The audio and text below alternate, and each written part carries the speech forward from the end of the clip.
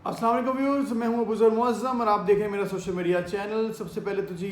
पाकिस्तान की जो इकॉनमी है उससे रिलेटेड ख़बर से आपको मैं आगाह कर दूं कि इस वक्त पाकिस्तान की इकॉनमी में कुछ बेहतरी इसलिए आ रही है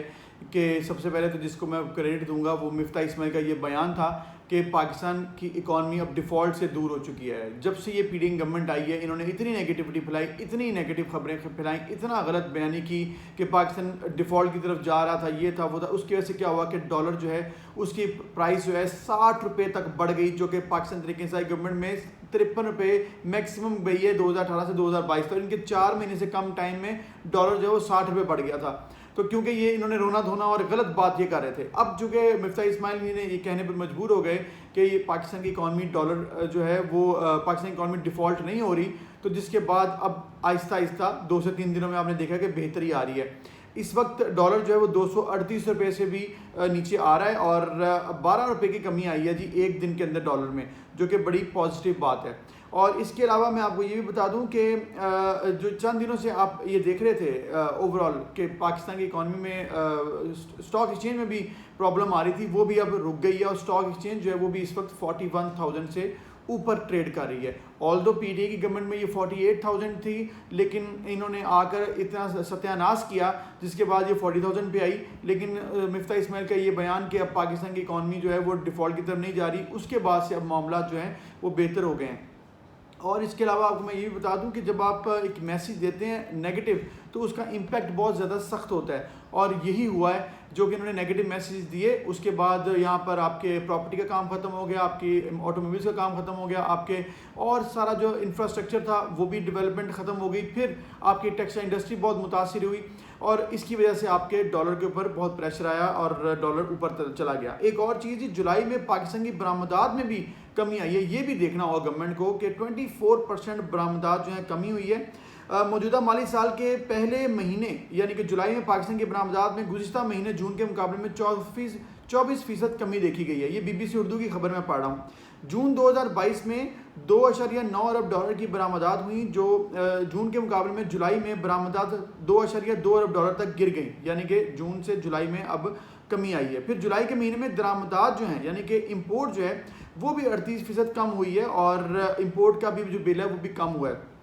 और महकमा शुमारियात जो कि ये स्टैटिस्टिक्स निकालते हैं उनके मुताबिक पाकिस्तान का तजारती खसारा जो है वो भी इसीलिए कम हुआ है, जो 46%। उसकी वजह यह है कि इंपोर्ट बिल भी आपका कम हुआ और आपका एक्सपोर्ट बिल भी कम हुआ। इंपोर्ट बिल होना तो पॉजिटिव बात है, लेकिन एक्सपोर्ट बिल कम होना किसी तौर पर भी पॉजिटिव बात नहीं, क्योंकि पाकिस्तान की अगर एक्सपोर्ट्स नहीं होंगी तो फिर मामला जो है वो कासे बिगड़ जाएंगे। तो मैं अब यही कहूँगा कि इस वक्त पाकिस्तान की इकॉनमी को अगर आपने स्टेबलाइज करना है तो उसका यही तरीका है कि आप अच्छी पॉलिसीज़ बनाएं, इंपोर्ट्स को आप कम रखें, एक्सपोर्ट्स आप बेहतर करें और रेमिटेंसेस के ऊपर फोकस करें, क्योंकि लोग नाराज़ हो रहे हैं आपसे, क्योंकि आपने जिस तरीके से इस वक्त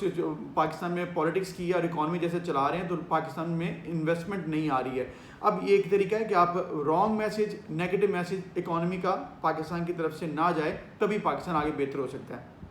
इसके अलावा एक और चीज़ जो कि इम्पॉर्टेंट है, इलेक्शन कमीशन का जो कल रिज़ल्ट आया, यानी कि उन्होंने जो फैसला दिया पाकिस्तान तहरीक इंसाफ के हवाले से, उसमें भी बहुत अब मजाक उड़ाया जा रहा है इलेक्शन कमीशन का कि किस तरह बुरे तरीके से इन्होंने पीटीआई को दीवार के साथ लगाने की कोशिश की है, लेकिन वो उसमें कामयाब नहीं हुए हैं और सिर्फ शो कॉज नोटिस निकला है, गुब्बारे से हवा निकल चुकी है। और अक्सर ये लोग यही कह रहे हैं कि खोदा पहाड़ और निकला चूहा। कल भी मैंने खासी इसमें डिटेल में बात की थी कि ममनुआ फंडिंग में जो है वो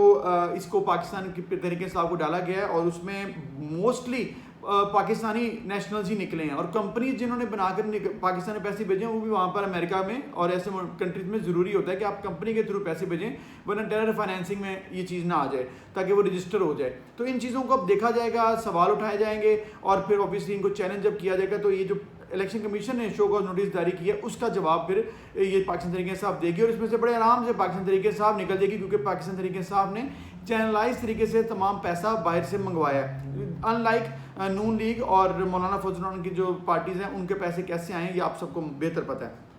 इसके अलावा इमरान खान के बारे में कहा गया बयान अल्फी, वो भी अब बात सामने आ चुकी है कि वो बयान अल्फी नहीं था, ऑन ओथ नहीं था, वो सिर्फ उन्होंने एक सर्टिफिकेट दिया था कि जो मुझे मालूम हुआ वो मैंने आप तक पहुंचा दिया, और जो मालूमात उनको मिली वो उनके अकाउंटेंट से मिली थी और ऑब्वियसली उनकी कंपनी से मिली थी। तो फिर अब उनको भी इस तरह से आप नहीं कह सकते कि उन्होंने बयान अल्फी गलत दी है, सर्टिफिकेट है उसको वो कह सकते हैं कि जी मेरे अकाउंटेंट की तरफ से ये आई थी। To best of my knowledge, to best of my knowledge का मतलब ये होता है जो मुझ पर इंफॉर्मेशन मिली मुझे वो मैंने आगे फॉरवर्ड कर दी। इसके अलावा एक और चीज़,